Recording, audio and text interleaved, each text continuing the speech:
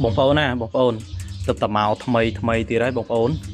ដីដែលខ្ញុំកំពុងតែថតបង្ហាញបងប្អូននេះបងប្អូនណាបាទល្អមែនតើបាទនៅកណ្ដាលក្រុងតែម្ដង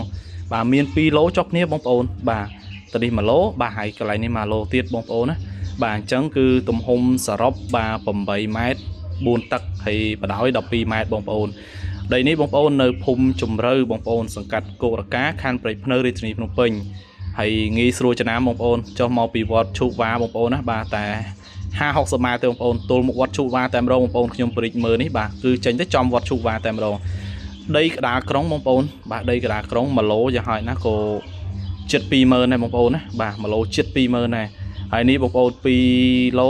បាទលក់ជូនបងប្អូនត្រឹមតែ 30,000 ជាងឯង 30,000 ស្ដើងបងប្អូនសម្រាប់តម្លៃបងប្អូនអាច inbox មកបងប្អូនណាបាទតន់កំពុងតែត្រូវការហើយប្លង់បងប្អូនបាទប្លង់ទុនបងប្អូនប្រថាប់ត្រាដល់ខានបងប្អូន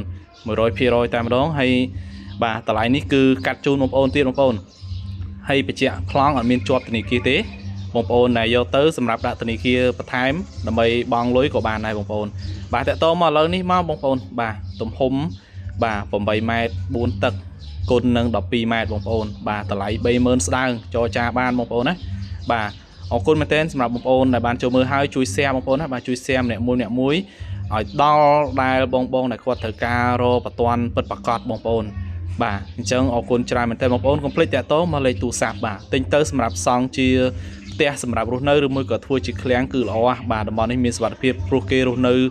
ជុំចិត្តអស់ហើយបាទទឹកភ្លើងក៏មានច្រើនដែរបងប្អូនបាទអញ្ចឹងវីដេអូនេះមានតែប៉ុណ្្នឹងទេបាទបងប្អូនណាបាទជួបគ្នានៅវីដេអូក្រោយទៀតហើយកុំភ្លេចបងប្អូនជួយ share ម្នាក់មួយម្នាក់ពីរផងបាទអរគុណបាទពីខ្ញុំបាទមករាបាទមានផ្ទះ